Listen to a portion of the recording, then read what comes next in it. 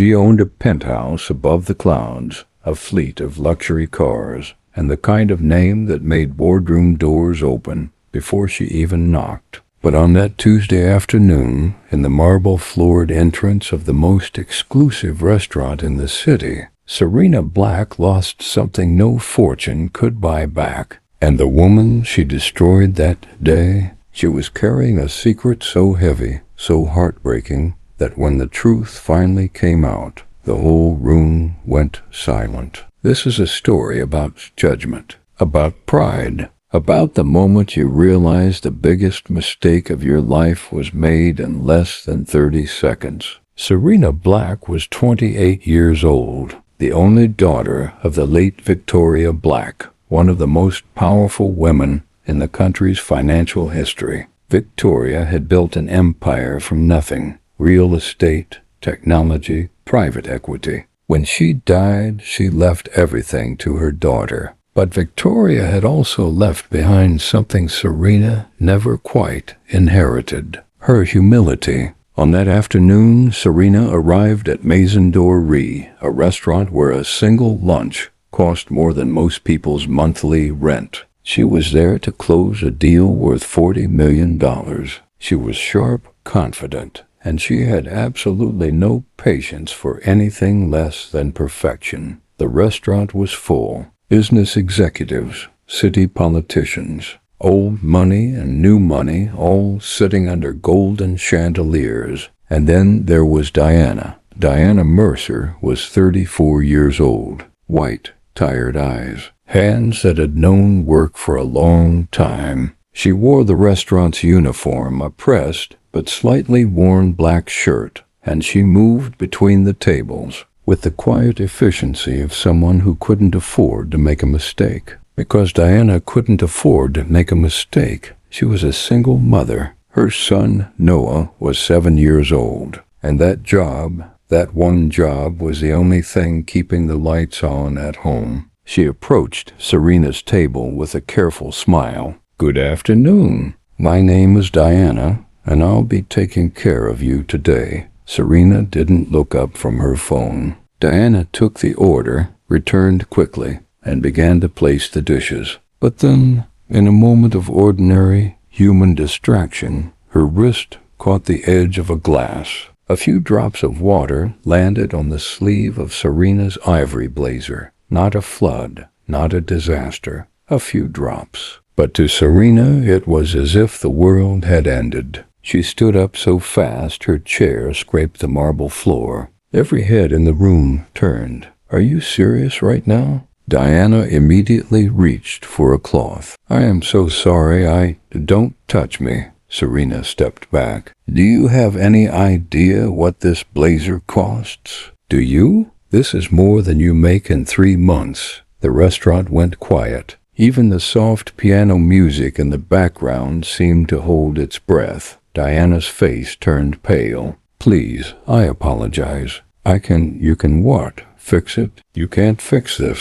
Serena pulled out her phone and filmed the scene. "Where is the manager? I want her fired. Right now. Today." Someone at a nearby table shifted uncomfortably. A woman covered her mouth. A man looked down at his plate. Nobody said a word. The manager arrived within seconds, apologizing profusely to Serena, already nodding before she finished speaking. Diana stood very still. She didn't argue. She didn't beg. She only looked at Serena once, just once. And in that look there was something that wasn't anger. It was something closer to grief. She untied her apron, folded it neatly on the edge of the tray station, and walked out. 2 things happened in that moment that Serena did not notice. A small folded piece of paper fell from Diana's apron pocket and landed near the baseboards. A drawing, in a child's handwriting,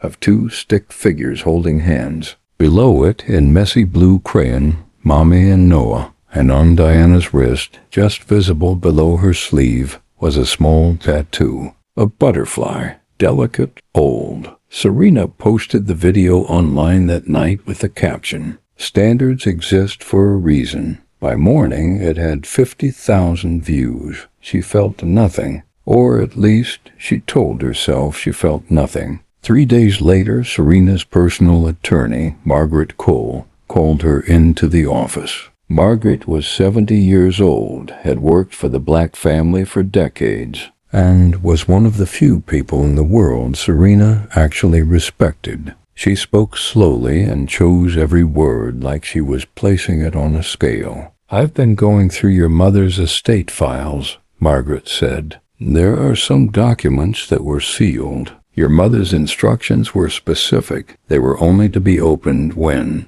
and I quote, Serena is ready to forgive." Serena stared at her. "Forgive who?" Margaret slid a sealed envelope across the table. "I think you need to read this before I say anything else." But before Serena could reach for it, her assistant knocked on the door. "There's a child here," the assistant said, with a slightly bewildered expression. "He says his name is Noah. He says he has something for you." Serena frowned. "A child?" Noah Mercer walked in with the seriousness of someone who had rehearsed this moment very carefully. He was small for 7, with dark eyes and a backpack that was too big for his frame. He walked up to Serena's desk and placed an envelope in front of her. "My mom said to give you this," he said quietly. "She said you'd understand when you saw it." Then he turned and walked back out. The room was completely silent. Serena opened the envelope with hands that, for the first time in years, were not entirely steady.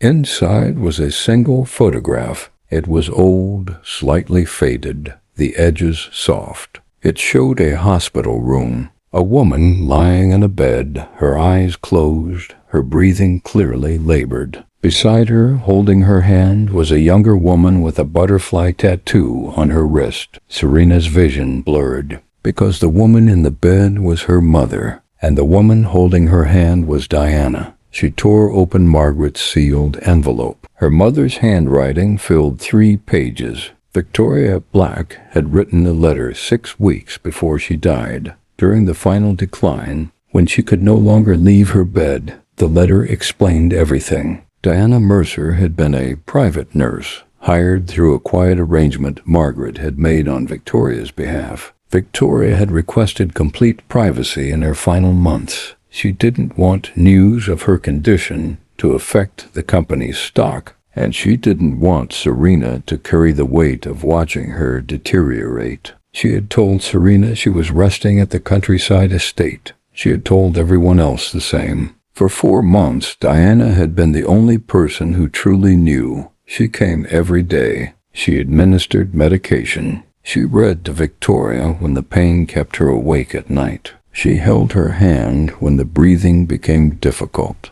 And on the last night, the night Victoria Black died, Serena had been in Singapore, closing an acquisition deal. She had received a call that came too late. Diana had been the one who was there. The letter continued. Diana asked for nothing. I offered her a significant sum. She refused every cent. She said she became a nurse because she wanted to help people in their most vulnerable moments, not to profit from them. She left quietly after I was gone, and I asked Margaret to make sure she was never contacted or troubled again. I wanted to protect her privacy as she had protected mine. But there is one more thing you must know. The year before I hired Diana, she had been in a serious accident. She had lost her position at the hospital. She lost her home. She was raising her son alone with almost nothing. I found her through a private referral,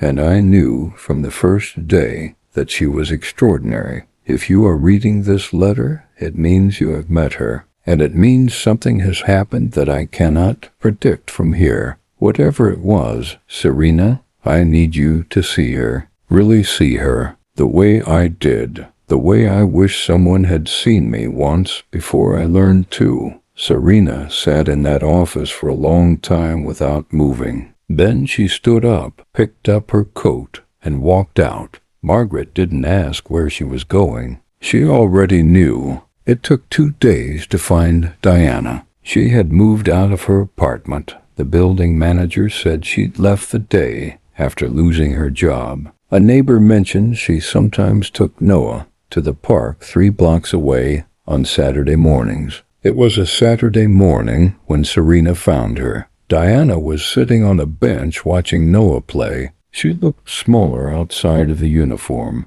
more tired somehow, but also more herself. She was holding a coffee cup with both hands, and her eyes were distant. She saw Serena from across the park. She didn't move. Serena walked toward her slowly. The park was full. Parents with strollers, children running, the sound of laughter and leaves. All of it felt very far away. When she reached the bench, Serena didn't say anything at first. Then she sat down on the ground, not on the bench. On the ground, in her tailored coat and her designer shoes. She sat on the ground in front of Diana Mercer, and she looked up at her, and she said, "I know who you are. I know what you did. I know what I did." Her voice broke on the last word. "I am so sorry." The park noise continued around them. A bird landed somewhere nearby. Noah had stopped playing and was watching from the slide, uncertain.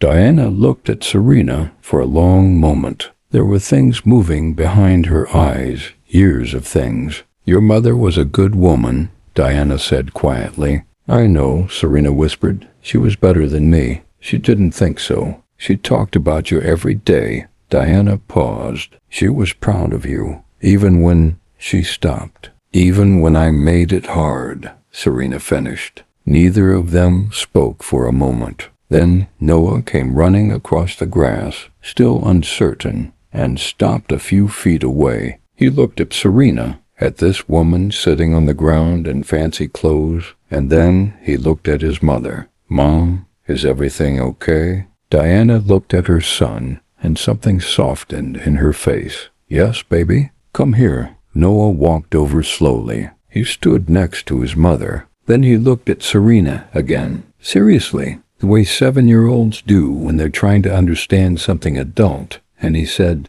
"My mom always tells me that good people make mistakes too. But good people also say sorry." He reached out and very gently patted Serena's hand. And Serena Black, who had never cried in public, who had spent her entire adult life making sure no one ever saw anything in her face she didn't want them to see, began to cry in the middle of a park on a Saturday morning, because a 7-year-old boy had just shown her more grace than she had shown anyone in years. The video she posted the next day was different from the first one. No blazer, no restaurant. Just Serena sitting in her office looking directly at the camera. She told the full story. She didn't spare herself. She mentioned Diana by first name, and she said that Diana had asked not to be contacted by the public, and she asked everyone watching to respect that. She announced that a foundation in her mother's name would be funding nursing scholarships for single parents. The first recipient had already been notified. The video had 3 million views by the end of the week, but the comment Serena read most that night wasn't from a stranger. It was a text message from Diana. It said only, "Your mother would have been proud." Serena read it 7 times before she finally put her phone down and slept for the first time in a very long time, without dreaming of the things she should have done differently. There is a kind of judgment that feels like confidence. Quick, certain, clean. It doesn't hesitate because it doesn't think it needs to. But real strength, the kind that lasts, the kind that actually means something, doesn't come from the ability to cut people down. It comes from the courage to look at someone and ask, "What am I not seeing?" Because behind every person you've ever dismissed, underestimated, or humiliated, there is a story you haven't heard yet. And sometimes that story will change everything.